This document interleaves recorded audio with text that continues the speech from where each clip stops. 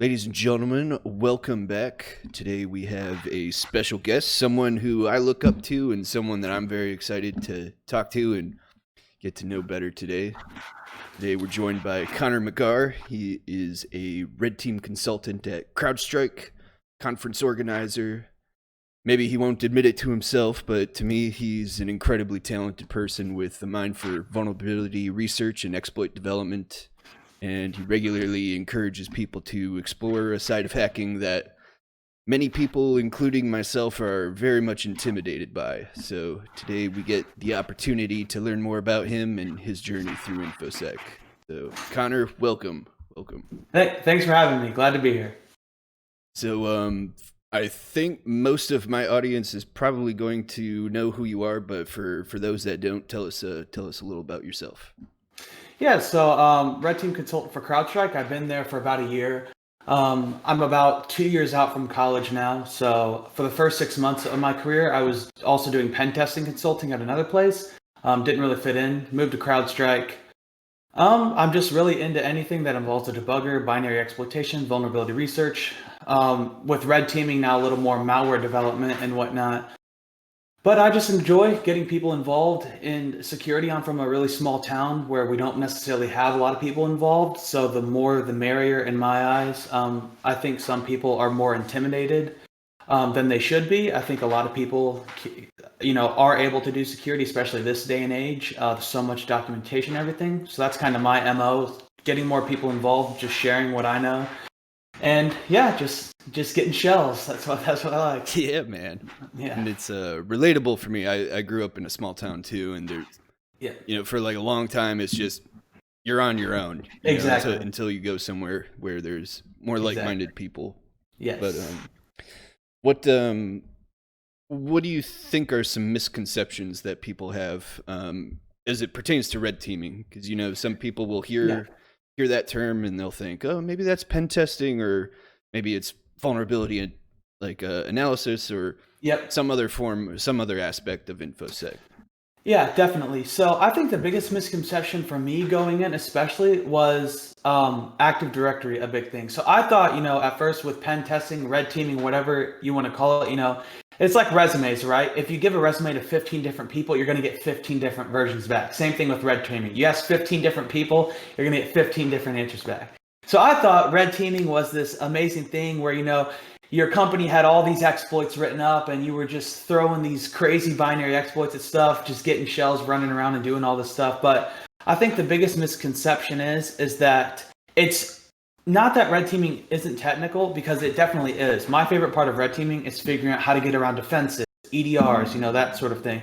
But your standard pen test living off of Active Directory, it's a lot more sysadmin based than I think people realize. And so I think a lot of people scare themselves and go, oh, I don't know how to write thousands of lines of code. I don't know assembly. I don't know all this stuff. But as it pertains to just pen testing and red teaming, I think a lot more people can get involved in it just using the knowledge that they have now, just using it in a different way. And I think a lot of it is just getting creative.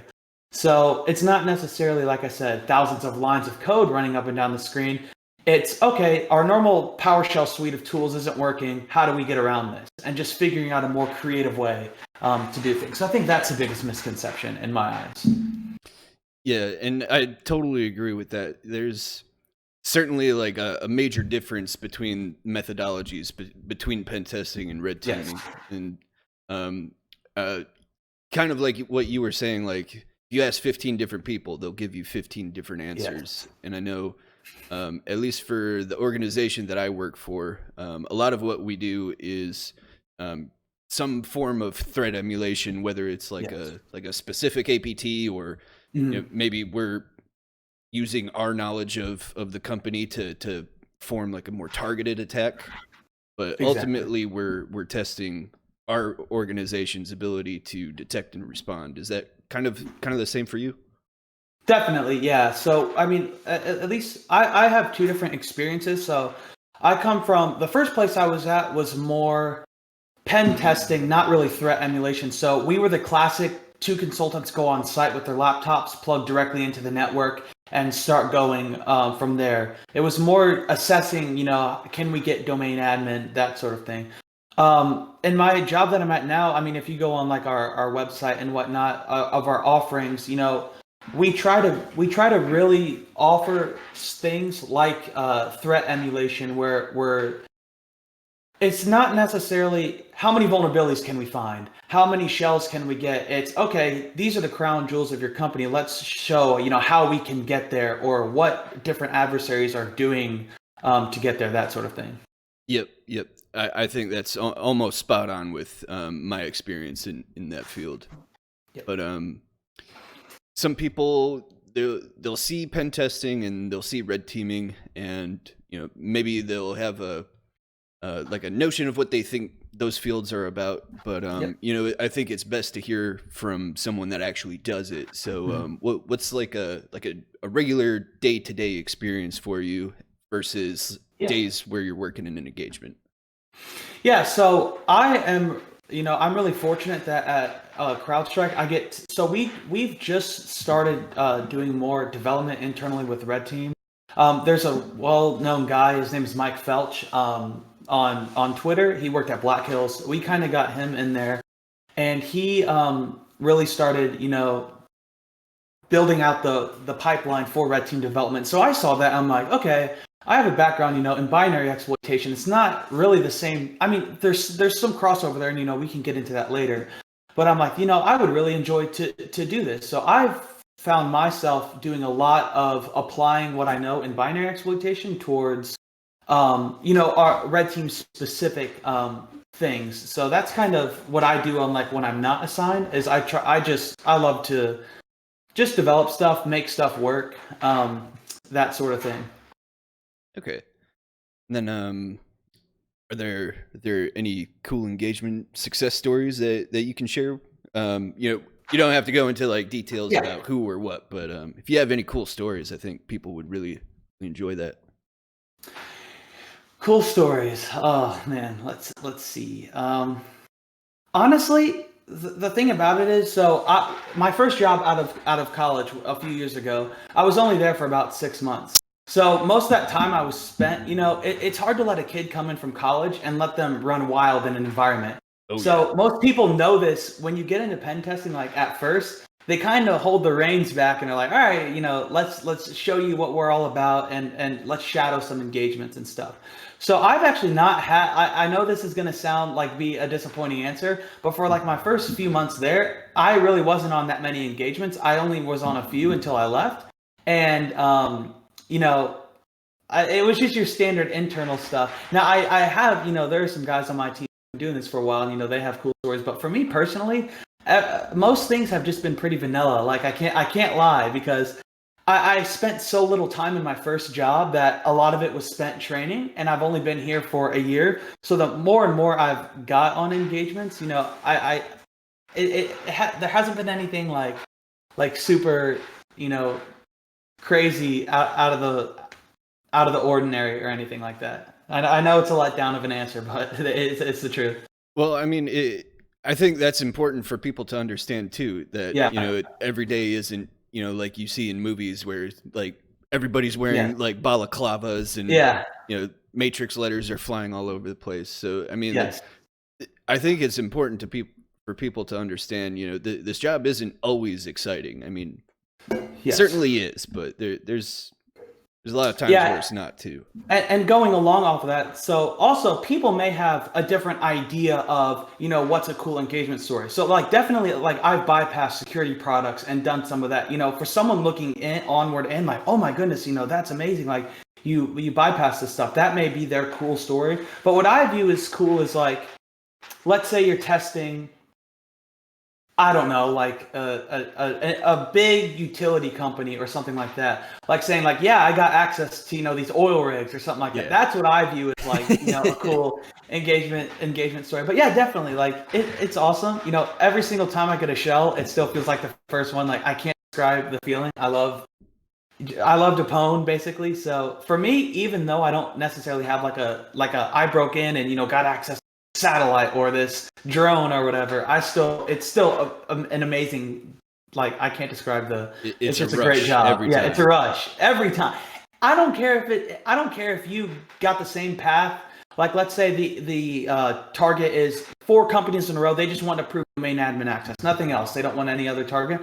Even if I did the same path 4 times over the exact same thing, it's still a rush to me. Like, I don't know how to describe it. It's great. So for me personally, I feel that even failures can be really good learning experiences. Well, a trend from many of the people that I've talked with has been catastrophic stories of authenticated burp spider gone wrong. Oh yeah. So I don't know if you have any I guess mishaps or any experiences where you really learned from them. I wouldn't. I can give you one where I definitely had a mishap, but it wasn't necessarily. It turned out good in the end. Yeah. So basically, I was on an engagement and I was running like this tool basically to get a lot of information about Active Directory, and I was viewing all the data in the tool, and I mean, I was finding all these credentials and file shares and all this stuff, like these service accounts. I'm like, oh great, like this is gonna have local admin somewhere, like this is a game over. And the tool I was looking in, I hadn't properly gone through the local admin data. So it was showing everyone had no local admin anywhere. But here's the thing, they had CyberArk. So I'm like, all right, these guys really have it together. They don't have local admin anywhere. I see all these .admin accounts. Like, okay, these guys have it together. So then I found a .admin account credential and a file share. I'm like, oh, thank you. Because these guys had mapped all of their home drives or to an accessible file share by domain users. I'm like, oh, great. Like I got admin somewhere now. And it didn't have admin. And so for 2 nights straight, this was a 1-week engagement. I'm like, okay, I'm not going to get, like, I'm just going to accept it. I'm not going to get the target this time, like what they want me to get. This is going to go bad. I'm finding all this stuff, but I can't use them. And I was like staying up to like 3, 4 in the morning every night because I have to find these. I have to get off this box. This is really bad. And so in the end, I figured out, oh, I hadn't gone through local admin session data. And every single account I found had a path to DA after that. So like I was, it was bad. So like I was totally fine. But a big thing in this field is troubleshooting. And it's always the easy stuff first. So for me, I was putting so much undue pressure on myself. I'm like, oh my goodness, I'm not going to get these goals. And I was getting frustrated. And it always simple stuff. It always is the simple stuff. So that was recently. So, I spent 2 days going through file shares, like burning like 18 hours a day, like on it. And I'm like, it was really bad, but if I can give a lesson out of that, it's just always check the easy stuff first. It's not as convoluted as you think. And that's my point with pen testing, red teaming in general. I think more people can do it than they think. I think a lot of people don't think that they can do it just based off of, other people's stories, people trying to make it seem like it's way more intense than it is, which don't get me wrong. Like there are times like, a company has a full suite of tools and it really is, it is incredibly hard. But for the most part, if you just do the fundamentals correctly, I think a lot more people can get into it than they give themselves credit for. I totally agree. And, I think that like the whole realm of hacking, I think literally anybody can pick it up if they really want to. Yes. I totally agree. I don't think it's a skill that's, just reserved for the select intellectual few. Yep. I feel like really anybody, if they want to, they can learn it. Mm-hmm. Exactly. But on the flip side, I also believe very few will get truly good at it. Because I agree. Like when you stare into the abyss, like that abyss stares back at you once you get to a certain point. Yeah, definitely. Like there is some point with it, like where definitely it gets tough and whatnot.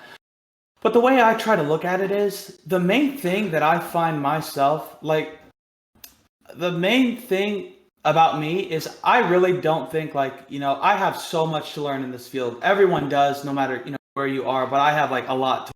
And there are sometimes I'm like, oh man, I cannot believe I did not know that. Yeah. But the thing is about me is I was fortunate enough to realize I knew very young, which I am still young, but I knew what I wanted to do out of the gate. And it was no holds back. Like even to this day, I still have that same passion as I did when I first realized I wanted to do it. So I think for a lot of people, they get that rush in the beginning, like, oh man, hacking. When I was 13 and 14, I looked back and some of the stuff I posted online, and I'm like, how do I become a hacker and all this stuff? Like I was that guy, and I I think was too. I think yes, exactly. And I think the big thing is that people get really excited about it first, and then they get into it, and then either they suffer from burnout or something else. And I don't even think it's so much it's so hard, which it is to an extent. So they're like, oh man, this is so hard, I'm done. Versus, I know I have so much more to learn, but I'm just so burnt out by it, then it just drops off after that. And you see, I'll just go back and do, just straight network pen testing where we don't worry about EDRs and all of this other stuff. That's kind of my take on it, is that it is difficult in some regards, but for me especially, I just feel like I am so fortunate that I have, not even skill wise, I'm so happy to do what I do, and I've felt the same way since I've started to do it. So, is that going to come back to haunt me? Will I suffer that burnout I talked about? Maybe, but for now I'm not, and so I'm just running with it, and hopefully it turns out good. Yeah, and I don't know if maybe you had like a similar experience to me when I first got into the actual like red teaming field. It had been like a life goal for a Yes, really long definitely. time, and when I finally achieved it, I was like, Oh yeah. well, what do I do now? And now I'm Yes. Oh yeah. Was that like a similar experience for you? Definitely. And what it was with me, so I know we didn't ask about the question, so I'll just kind of share very quickly like how I got in. Yeah, oh yeah, please So do. yeah, so basically I am 2 years out of college. So I was in college, and I had a friend in college who interned at a company doing red teaming, and he got offered a full-time position. And I looked up to this guy a lot. I still do to an extent, value his opinion definitely. And basically I was like, okay, this guy has an internship. That's his segue into an interview. Like he can say like, hey, I've done this for a little bit. It's not like a career or whatever. I did not have that at all. I had no experience or anything whatsoever. So I just kept asking around and whatnot. And some people may have a different opinion than me, but I found, okay, I don't have the experience. I'm not going to get that experience right now being in college. I'm a standard student. Right after high school, I was fortunate enough to go right on to college. I was at like typical transition. So I'm like, all right, so I know I'm not going to get the experience. So now you have to realize, people always ask me, going to school, like, what school do I go to? What degree? You're going up against a lot of people that all have degrees. So what are you going to do to set yourself apart from those people? Self-study, like it's obvious, projects, that sort of thing. Well, I found the OSCP, and I'm like, okay, this is going to give me a credential right out of school. And this is the only plausible way I can see myself getting into pen testing right out of school. Now, granted, I could have taken the SOC analyst, progress on, eventually get there. But I'm like, no, I want to do pen testing. I'm going to do whatever it takes to do pen testing. I'm going to probably, go insane in the process. But that's what I did. I did the OSCP through school, and I just went through it, and I did it 24/7, nonstop. I was working at the time, doing school and whatnot, and that's how I got into it. Was I kind of had I imposed a back against the wall mentality against myself. I'm like, if I want to do this, this is the way to do it. Getting this certification, it's the only way I can see straight out of school. Now, again, I'll give that caveat. There are other paths to get there, and just because you have an OSCP doesn't mean necessarily you can go into pen testing and immediately, start being God tier or whatever. For sure. You know what I mean? Yeah. It's the basics, and people forget that it is a fundamental course. I just realized it was such a a lot of people took that into high regard. And so that's what I did. And it worked out. That's the plan. Straight out of school, I was able to get into pen testing and whatnot. So that's kind of like my mentality about it.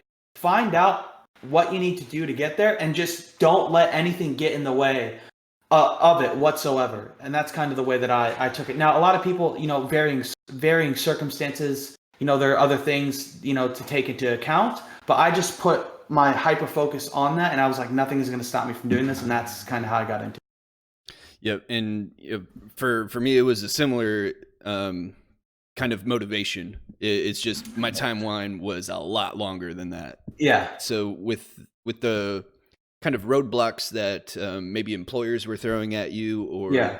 maybe it was even people in the industry. I mean, that happens every day. Yeah. Well, what do you think? What do you think was probably the one that I guess really got you fired up, where you were like, okay, I don't ever want to deal with this roadblock again? It was definitely at a place in, I would say it started in college. Um, I was never that. I honestly was never passionate about cybersecurity. I was doing it because it was cool until I was a junior in college. People like Europeans or people that don't go on that scale, that's your third year Yeah. in college. For me, now it's different, but for a traditional student, that's your third year. I was not passionate about it at all, but I realized like, okay, I want to get a job, and there were some roadblocks with some people who thought that they were infallible, I guess, because they had achieved so much success early.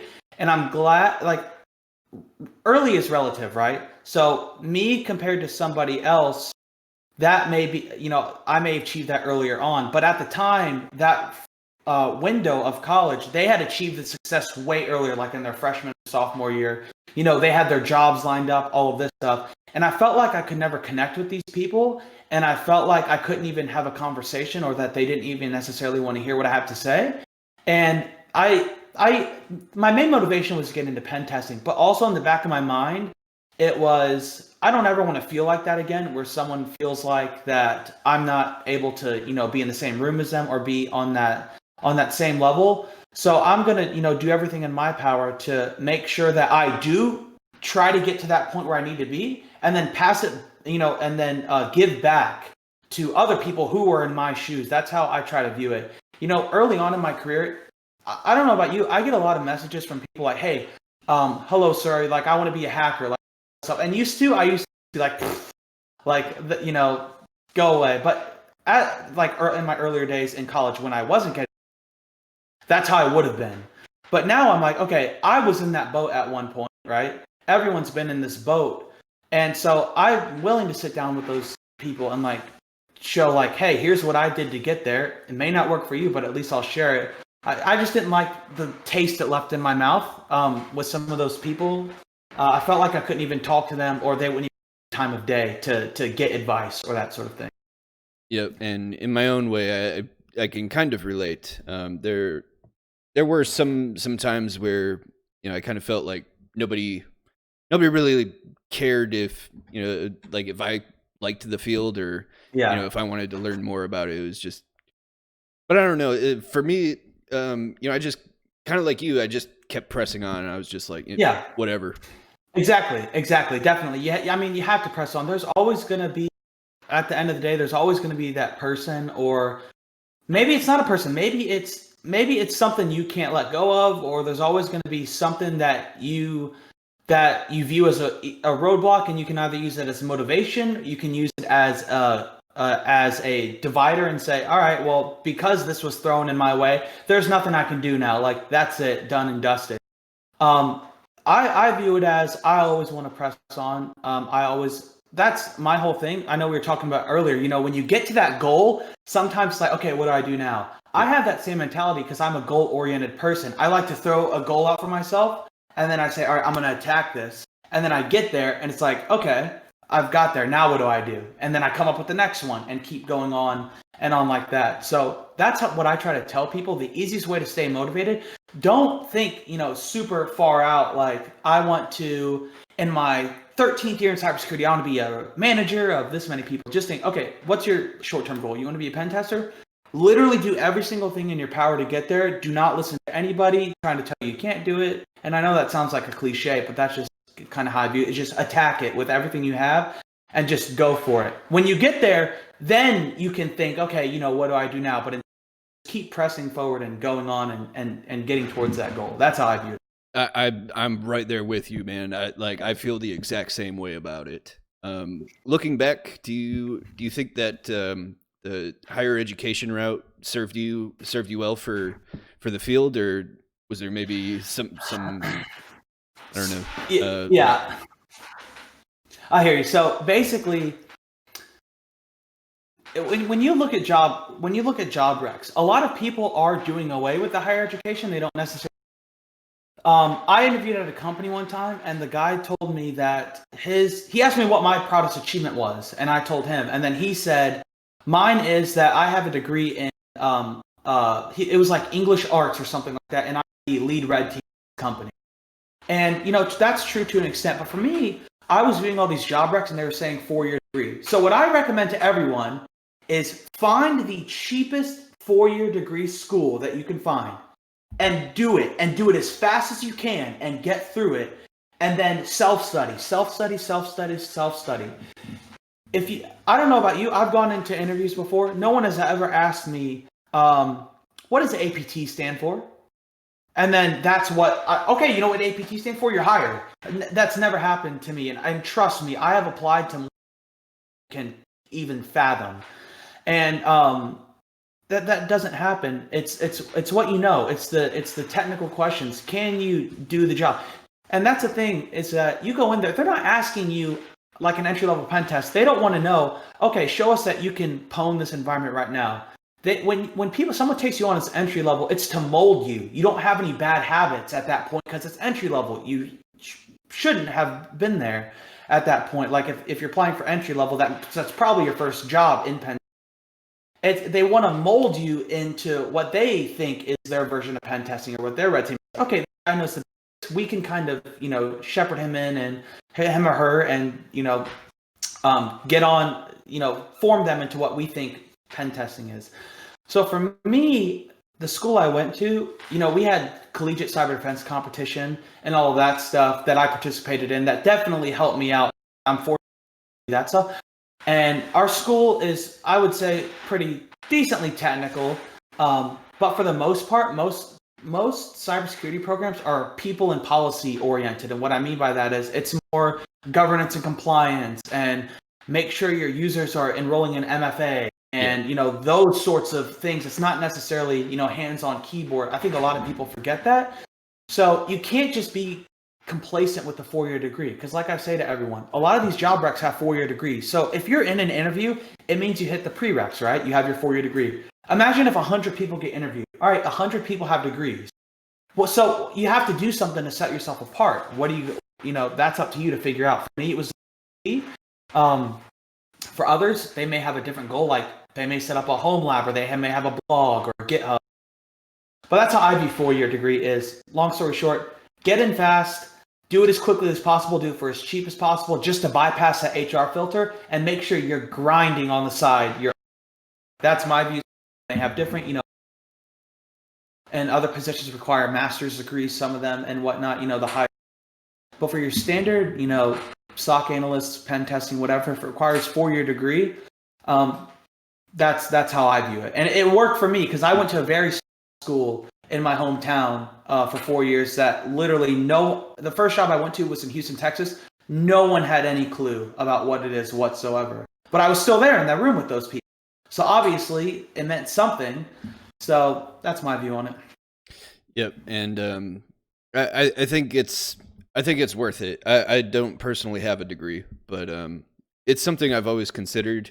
It's just at this point, I'm kind of looking at it like, well, I'm already in the field. Like, I don't plan on being in management any day, so maybe it's worth it. Maybe it's not. But it all depends. For me, everyone has a different use case, right? So I know people who were absolutely brilliant in high school. I mean, absolutely brilliant, the smartest people, and they went to college, and it was just not for them. They couldn't. Because you have to, be self-sufficient, especially like if you go and move away. No one's there to tell you to do that. And I've seen some of those people not make it through college. It's definitely not for everyone. Like, so that's why I say it's hard to tell everyone to go for it, because maybe it's just not for them in terms of what they're destined to do in the future. But for me, I knew that it's probably something I needed, so I'm just gonna go through it and get it done as quickly as possible. Yeah.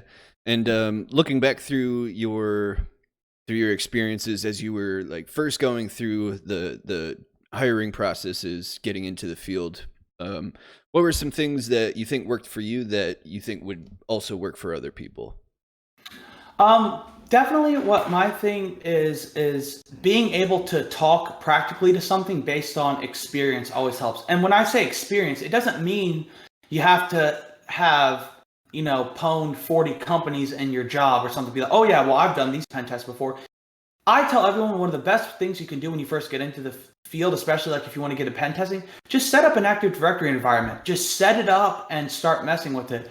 Just even being able to say, I know what curb roasting is, and I did it in my lab. And that right there shows them, one, you know how to practically do curb roasting. Two, you took the time to set up that lab and put all the work into it to get everything configured in the way.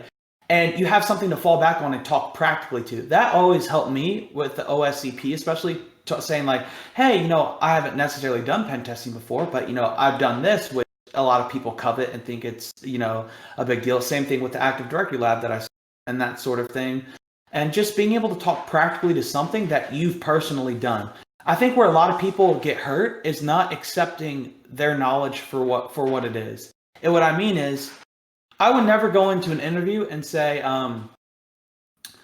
yeah, I know everything there is to know about GRC or policy, because I can't talk to it. And if you go into an interview and you start talking something you don't know, you're going to get cornered, and right away you're going to be able to see that. So my thing is just accept your knowledge. Don't try to pretend to be something you're not. Like there's a lot of people in the field that I look up to a lot, that I talk to. I'm not going to try to give myself equivalence with them. I understand they are them and I am myself. It's fine. Just accept it. Don't try to, because you're going to get cornered and you're going to get called out on it in an interview, and then it's just going to be awkward silence after that. So my thing is, do something practical you can talk back to, and don't try to be a hero. Like, don't try to overdo it in the interview. Don't try to talk about stuff you don't know fully about. Yeah, absolutely. Like if you don't know something, like it's okay to say I don't know. Exactly. You know how many?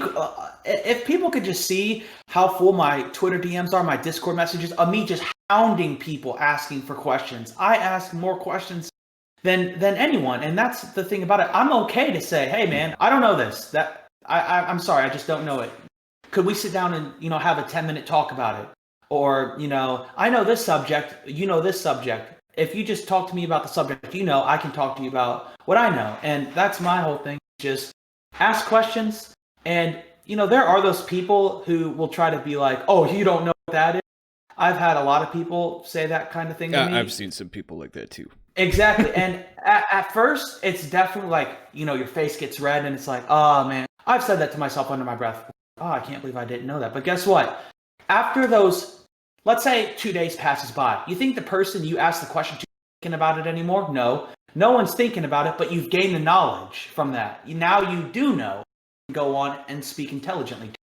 That's my thing. Ask questions. Don't be afraid to say you don't know. Those are the two biggest things. Some people may blow you off. That's fine. Someone else knows about it.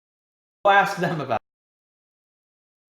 it. And like definitely the hiring process is very, I don't even know how to describe it, like very jostling. You get very, very shaken up from it. Like, and there will be times I've done this, there will be times when you get into the interview and you are subject matter expert, and you may just go, I've done that before in one of my interviews. Like I was not able to say what PS exec was because I was just shaking during the interview. Like I was extremely scared. That's fine. Like it's okay for that sort of thing to happen. Like maybe you don't know, and it's one of those things. It's very hard to prepare for an interview. Oh, yeah. It's the same thing for anyone that's ever played sports or whatnot, especially like basketball, free throw, all your free throws. But like when you're in an actual and the nerves are there, sometimes it doesn't, like that's a huge factor. And that's the thing. You can get 30 mock interviews, but you may get in there and you may get, nervous or upset. And that's fine. I'm trying to be transparent with them. Say, look, I have studied this. I'm not going to lie. I'm a little nervous right now. And could we come back to this question a little bit later? Some people misunderstand that. Honestly, it's up to the interviewee, the person being interviewed, to lead the interview. Oh And yeah. that may sound like, what are you talking about? But it's true. I've been in so many interviews before where they ask me a question and I try to get some clarification. I say, okay, well, you're talking about this or this, and they go, you pick. And then it's up to me to lead the interview wherever they want to go. They just want to know that you can speak to the basics. They'll eventually get their questions in. Don't worry.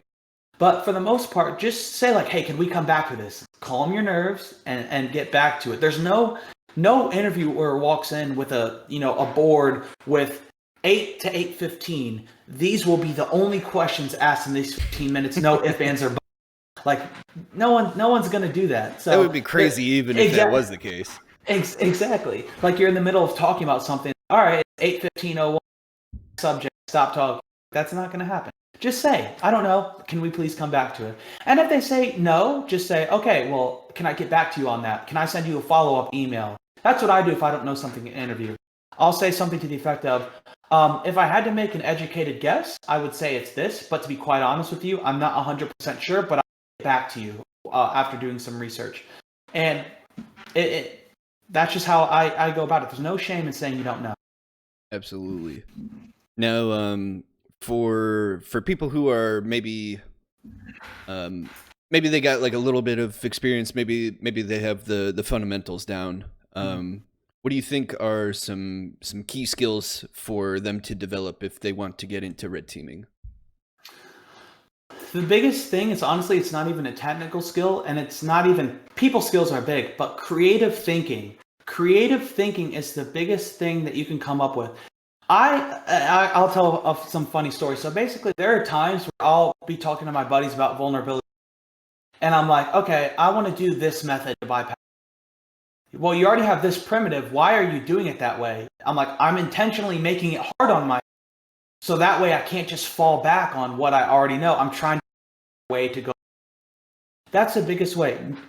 It's not even that you need a vast, knowledge of all, you're a subject matter expert in every single part of the MITRE, framework. Knowing how to do one thing in many different ways, I think is a big skill that people forget. A lot of times, you're going to go on an engagement and your tooling that you always use errors out. It may not even be endpoint. It just may straight up error out for whatever reason, how that environment's configured or whatever it is. And I think people forget that not everything is always sunshine and rainbows, and there's always going to be hiccups in the road. So know how to just get creative with what you want to do. Yeah. And for those people, are there any resources that were helpful to you that you think would be helpful to others? Maybe people or blogs or books? For red teaming specifically, so a lot of what I studied was like Harmjoy and Sean Metcalf. Like when I started getting into, now we're talking red team specific. So for those red teaming topics, a lot of people, if you talk to a lot of people who I, work with or who have worked with, I'm not the guy, like, don't get me wrong. I know how to do my job and I know how to work around an Active Directory environment. I'm not Sean Metcalf. I'm not Harmjoy. I'm not, that person. I like to other things, avoidance and malware and that sort of. So for me, I focus a lot of my time on those other subjects because I'm lucky enough. I work on a diverse enough team where there are those people who can explain everything about Kerberos that you want to know, every single thing about it, or any kind of authentication mechanism, those sorts. I'm not that. I definitely do what I need to keep up with it, and that's why I go to those popular ones like Metcalf and Harmjoy. I don't like to get my biggest thing too is I'm not satisfied with just saying, here's how it, okay, here's the result. I want to know what it's doing in the hood. And those two blogs, I feel like do the best job explaining at a deeper level than just saying, here's the command you run for this, and here's the expected output. So for red teaming, those were two of the big ones that involved with. And there was another one, I think it's like iRedTeam. iRed.team. Oh, yes, I know that one. Yeah, that's a great one. That is another one that I've looked at a lot of stuff. So for red teaming specifically, those three blogs I would say are where I learned a lot. Yeah. Now, onto a topic that I know you're excited about, and one that I'm definitely excited about.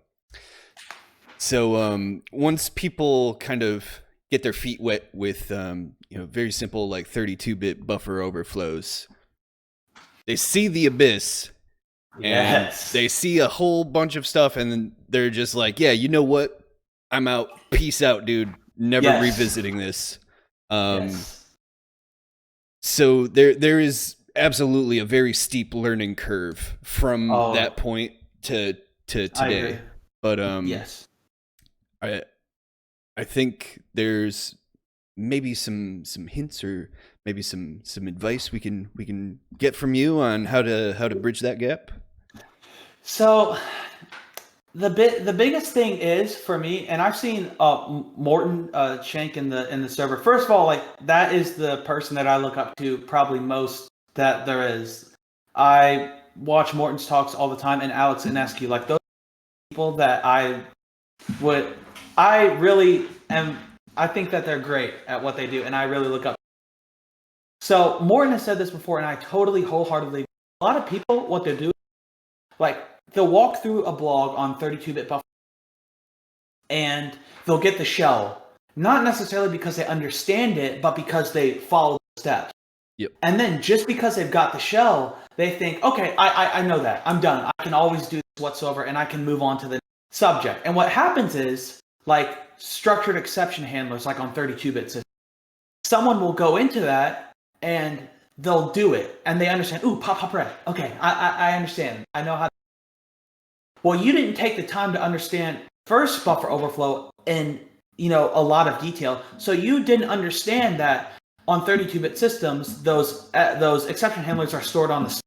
So now you're trying to go to 64-bit applications, and you're trying to do the same thing, and it's like, okay, why is it? Because you didn't follow through all the way and do your due diligence to fully understand those first subjects. So that's my biggest thing is. I said this the other day in the chat about Morton's talks, for instance. Like when I was first getting into kernel exploitation, there were so many times in Morton's talks I would take my headset off and I'd have to walk around and go away because I didn't. But I didn't just benignly follow what he was doing. I wanted to understand it. That's why I was getting frustrated. I was like, okay, I'm getting this result, but why? I'm not understanding the why. And so, really. Some people, I think the biggest thing is like 32-bit buffer overflows. You see, like you're saying, the abyss, what today's exploitation is. Oh, if I spend more than a week on this, I'm never going to get there. Like it's just going to take too long. I'm never going to get there. And that's the thing. There's no way around. I promise you this. You will get there if you put the hours in. I guarantee you will get there. The issue is you have to beat that dead horse. You have to fully understand why it's working, and then it will help you apply. So my advice is don't move too quick, because I know how easy that is, because I've been in that position before. Someone asked me right after I did my OSCP when I'm doing the OSCE, and the first thing I said to them was, oh man, I'm going to need years to study that assembly. I mean, I'm going to need years to sit down and fully study it, because I saw that a bit. I'm like, all these people are saying it's so hard. And don't get me wrong, OSCE was one. Up until that point, it was it was the hardest thing I had ever done. And I've branched off, a little bit since then. It's still definitely difficult looking back on it. But the thing was that I felt like I took the time to fully understand it before jumping straight into it. Like there's a reason those prereqs are there. In anything you do, in any course, there is a.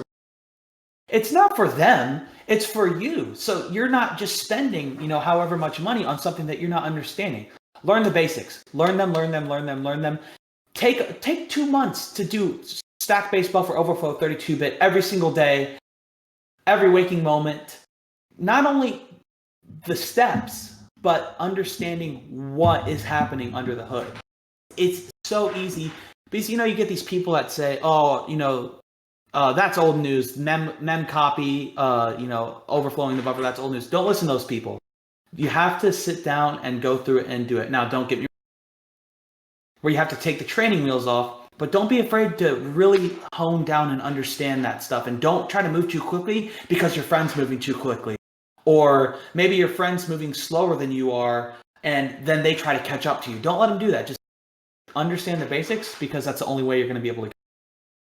Yep. And even then, like for me, when I was preparing for OSCE, I just kind of did it on a whim. I was like, I have absolutely no idea what I'm getting myself into, and just reading like your blog, Ombre's blog, like Captain Milo, like all these guys. Captain Milo. Yeah. I was like, okay, I kind of see where this is going, but I'm going to need to know a lot more about computer architecture, assembly, C structures. Exactly, and that's the thing. So this is what I said when the OSEP first came out, this new certification, and everyone is saying, oh, operating system theory, oh, programming theory, oh, Windows API. I'm like, you're saying that now because I get it. It's easy to want to skip over those things. But when you actually get into the fundamental element, that message in the chat when Morton was talking about it, I'm like, I think that's brilliant that you guys are putting that in there, because it's so overlooked. Like Windows API, love it or hate it, controls all when it comes to a lot of things. Malware development, exploit development, whatever. All of these techniques that are done are based around it.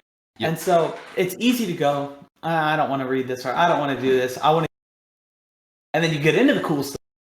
Oh, okay, maybe there was a portion of Windows API was there. It's because it's not trying to slow you down, and it may seem boring, but just view it as a means to an end. If that's your end goal, no, you have to do it. You have to. There's no way around it, in my, at least. I agree with that. And exploit development, like especially with binary exploitation, has really had an interesting growth, especially within the last probably 5 to 7 years. Because even like 8 years ago, it was still kind of in like that legacy state, like kind of OSCE era. Yeah. And then Emmett really, like the enhanced mitigation experience toolkit started getting integrated into Windows Defender. And I mean, there was people that knew about it, but nobody was like really writing up about it. Mm-hmm. And now it's like this freaking huge beast. Yeah, exactly. So one of Morton's talks that's really good is his legacy binary mitigations talk that he gave. And actually, maybe it wasn't in that talk. One time he said something to the effect of, it took developers a long time to even after depth. Like it took some years for it to come around. So I kind of view it in that same regard as, stuff comes out and it takes a while for developers to get around it and whatnot. But the thing is, when you look back at red teaming, it used to be a lot of binary exploitation. Like for instance, OSCE. It's called, cracking the perimeter. At first I thought it was like kind of a little nudge at this is but until I took the cracking the organizational perimeter. And it takes the 0-day approach. Now, who in their right mind, 2020, is going to do an external pen test and then try to even the crossover from back in OSCE to now, you just don't see that sort of thing. So it's definitely increased what you need to know in order to get there. But we're also lucky that we live in an age where there are so many blogs and things are so accessible that you're able to rely off of. So the curve has kind of gone up like this. And I think that's why people get scared is, oh, this 32-bit buffer overflow is nothing. Like I'm turning off stuff. But that's the only way to get there. And you will get there if you put the time in. It's not as, it's not any more than that. There's put the time in. Now, some people obviously understand things better than others, and there is some points in binary exploitation where it's tough, and you have to do even more than put the work in. But up until that point, as long as you're just putting in the work, you'll eventually get around to.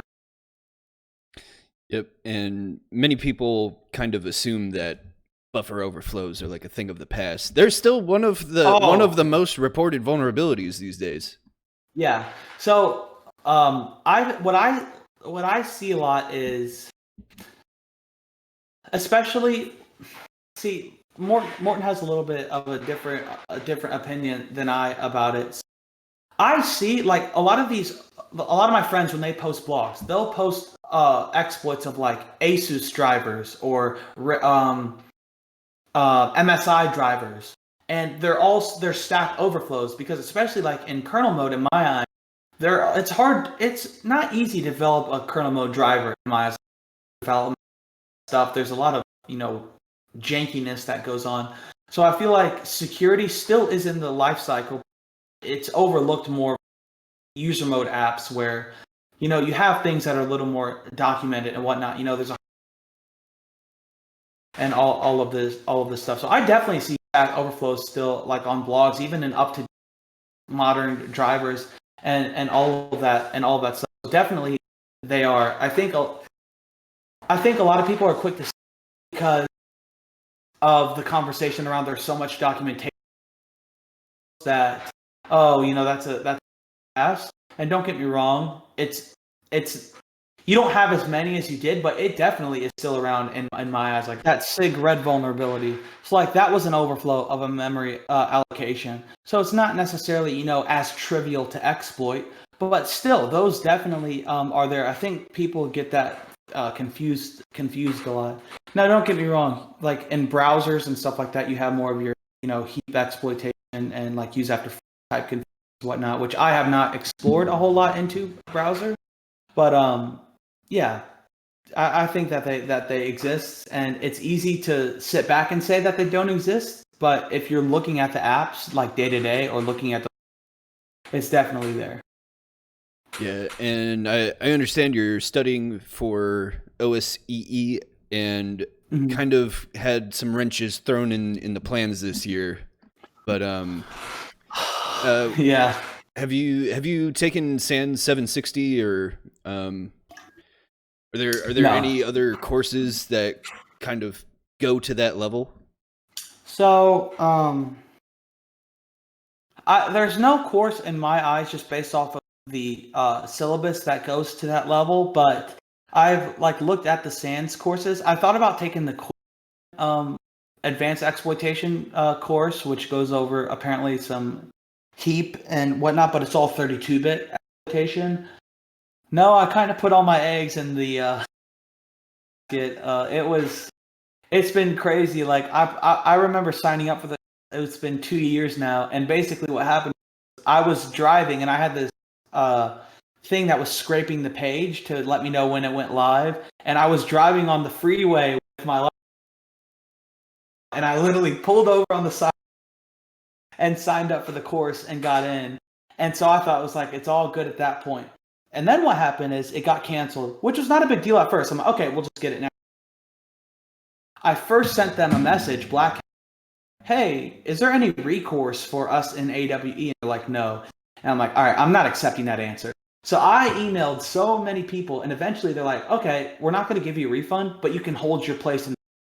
So after I emailed them, now all people can keep their place in the course if you want to, or you can get a refund. So I don't know what's going to happen, next summer. It's kind of getting close now. So I'm not sure. All I know is that black.com/US-21 has a 403 forbidden. So I know that page is there and I'm waiting for it. And it'll be there. But yeah, kind of it's actually crazy. All of the exploitation stuff that I've been doing was really just with AWE in mind, like going into that course and whatnot. So it kind of stinks not being able to go in and take it. But that's kind of like when I was in college, that was like my last, that's going to be my last cert. Most likely I will do other courses and whatnot. I'm interested to see what this new exploitation course is with OffSec, the OSED or something like Yep. that. I'm interested to see what's in there. But in terms of certs, I think that's going to be my last one, OSE, and then I'll be done. I'll do courses after that and just kind of self-study. Yeah. For For those of us that are not in the know, what are some current things or current events going on in the world of binary exploitation that you are excited about? Um, there's been a few new mitigations added. So like Intel CET, which is now, I think it's starting to get rolled out, which I think is going to be very interesting.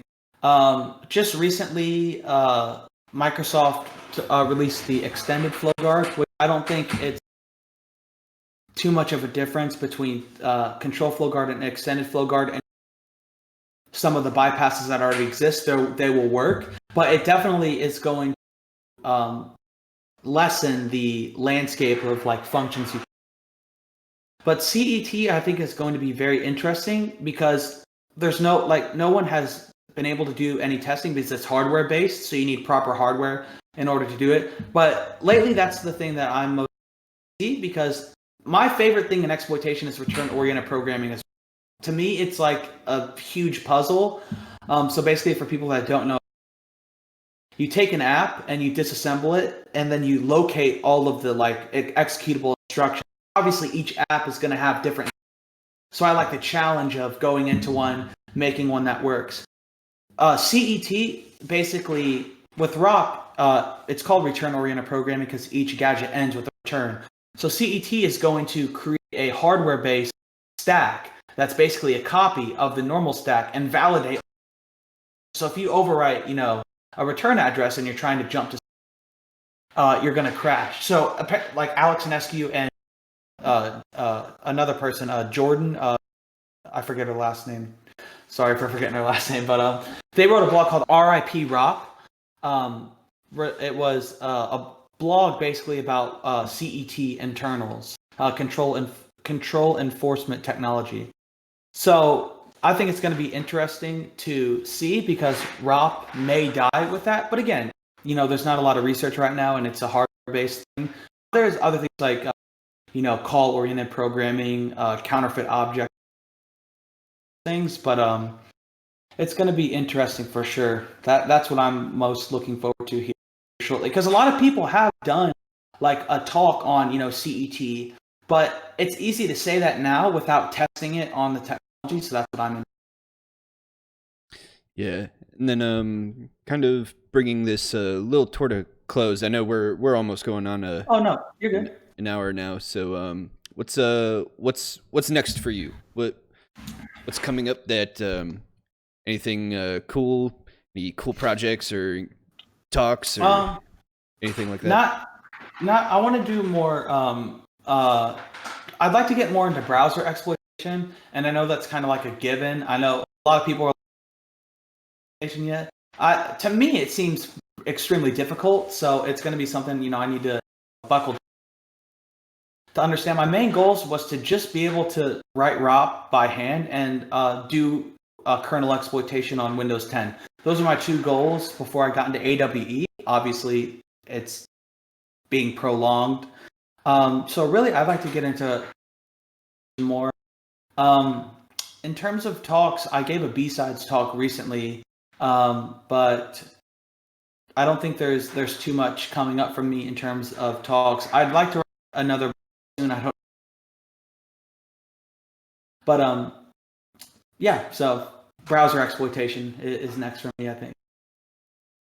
Well, I shall read your blog with great interest as you journey into that because I don't know if do you do much Hack the Box or CTFs? I do CTFs, but Hack the Box. Oh, I used to do Hack the Box. Like I did Hack the Box when it first came out, like it was 3.5 years ago, maybe, or something like that. So, oh yeah, all the time.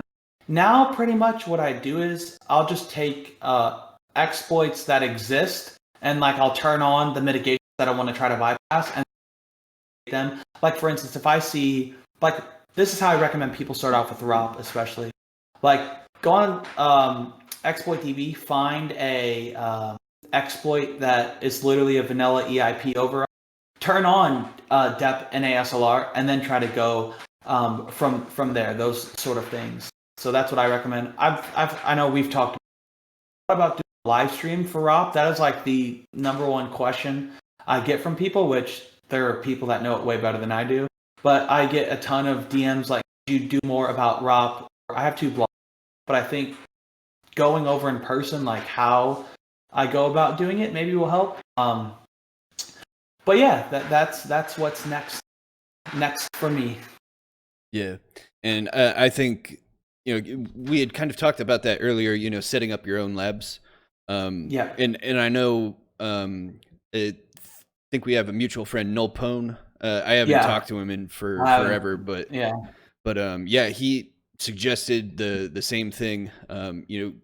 Find some app with like a vanilla overwrite, and then turn on all of the mitigations you can, and try and navigate your way around it. And Exactly. it was tough, but it really helped me at the very least get like a fundamental understanding of ROP, which I never thought I would have before. Exactly, and it's scary to go in. And the thing about ROP too is it's not just necessarily about ROP is used for a lot of different things, like with control flow guard. Like if you like, there's all kinds of gadgets that are used that you're not, or excuse me, not control, arbitrary. So like with arbitrary code guard, you know, with you can't use ROP to bypass depth because memory permissions are immutable. So ROP is like the Swiss Army knife. Like it's not like you can use it to bypass depth, but you can use it for other things like copying memory from one region to another, or there's a whole lot of actions that can be done besides that. So I think it's really good to learn, not necessarily like with a good place to start, is bypassing depth and whatnot, and that's a lot of what. But just understand what the gadgets are doing, like understand RAX, and move RAX, brackets RAX, like understanding what those differences are, and that sort of thing is really good. That goes with everything, 32-bit buffer overflow, modern day exploit. But when you understand the basics, it allows you to do your own research. Yep. And looking back on my OSCE experience, I think that was probably the biggest thing that I really took away from that course, because it forces you to really form good study habits and good research habits. Yeah, exactly. Well, where can people find you or reach out to you? Twitter is the main place that I'm on my so it's like Leet Speak. That's where you can find me on Twitter, basically. I have my blog, but I'm always I'm in the InfoSec Prep Discord. So a lot of people get confused because I'm Eeyore on Twitter, but in there I'm the Baja Blast. Obviously self-explanatory. I like Baja Blast. So you can find me in the InfoSec Prep Discord. Yeah. No, I remember one of the first times I had talked to you in the Discord, I was like really excited because I had stumbled across one of your blog posts, and you were like, "Yeah, that's me," and I was like, "Oh my god, yeah!" Yeah, exactly. And I wanted to go back and change it, but at this point, it's like now people would be confused because they know me as that. But it is what. Really, really appreciate your time, and I think a lot of people are gonna really appreciate hearing your journey into InfoSec, and where you've kind of taken like both your career and your own personal interests, since getting in. I think a lot of people kind of miss out on some direction. Yeah, definitely. Like I said, I love talking about this stuff, and it's hard, especially like I live not in my hometown anymore. Like you know how it is, especially someone could like a relative could punch a hole through their TV and be like, "Oh, you work in cybersecurity, right? You can fix that." And it's like, just because I work in cybersecurity doesn't mean I can fix that. And having said that, a lot of people, you can't talk to them about it. It's hard. You have to talk to other people who are in it, because it turns into this, or I have an idea. So I enjoy sitting. It's one of my favorite things to do. Yeah. Sometimes I actually get a little uncomfortable talking to like non-cybersecurity people. I do too. Yeah. Because like I always think that they think I'm making stuff up to look cool, and it's just like exactly. Yes, exactly. So like, I'm always happy to talk about it. Yeah. And that's honestly why I blog. That's the one thing people like. I honestly have never posted a. Oh my goodness! All my blogs are like 77-minute reads because like I like to be thorough with explaining why everything is why it is, not just the end result. So that's my biggest thing is, that's my outlet because number one, blogging, for those who don't blog, I really think you should, even if you're a dead horse, because when you're explaining it to somebody else, you have to understand. And number two, it's an outlet for me because I don't get to, talk to many people about, this sort of thing in as great of detail as I want to, especially being in red teaming. Binary exploitation, red teaming, they do go, but, a lot of red teamers may be more focused on Active Directory. So they may not know as much about binary exploitation as, I have because of the amount of time invested. So I don't really talk to a lot of people about the concept, so it's always great to blog about it. So that's why I do. Yeah, and I'm really appreciative of you because people like you, people like Morton, people like Nelpone, like you guys have kind of invigorated me to continue, Great. like making me understand there's more out there than what I've known so far. And exactly. That's my. Honestly, I look back at my blog sometimes and I'm like, man, at the time when I wrote groundbreaking thing, and I just keep building on top of that with layers and layers, and then it's like, ooh, this. Every time I posted a blogs in the last year, I'm like, all right, that's it. I can't go any more than that. That's as low as I go. I can't do anything more. It's honestly people like Morton and other people that they post something and it goes, ooh, okay, now I have a place to go. That's my whole thing. A lot of people always, ask me a binary exploitation question. A lot of what I'm doing is just what Morton talked about, but just talked about. Like, for instance, my kernel exploitation blog with page table entry overrides. Like, Morton is one of the main people who talked about page table entries. And for him, that's an easy to understand concept. He's done it so much. But there's not, I didn't see many other blogs that said, here's how to do it start to finish. The concept was there. And so that's why I feel like my blog, I try to make it that void where I'm not really groundbreaking. I'm trying to practically put out how this was done. And I give credit to, like Morton said, here's what he did, and here's how it's done.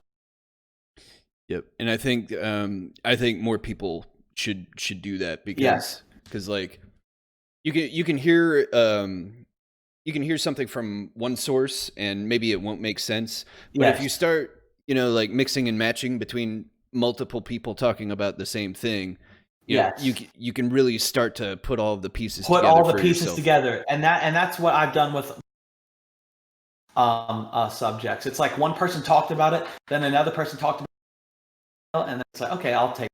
So yeah, definitely nothing I'm posting is like usually groundbreaking, but I just try to practically say, here's how to go about it. Well, once again, thank you so much for your time. Like I said, I really enjoyed talking to you, and I hope we can do this again. Cool. Well, all right, man. I'll, awesome. Let you go, and great talking to you. If you have any cool outros, like I don't know, any cool phrases, catchphrases, mottos. I don't, but you have great intros. Is what you have. I've seen some of your intros. You have great stuff, but for me, nah, I don't got anything. I'm not lead enough for that. So. Well, I guess for everyone else, if the eyes of Morton ever pierce your gaze, make sure to not look into the abyss because it will peer back out at you. Connor, thank you so much for joining me today. Yes. Catch you later. Catch you next time. See ya.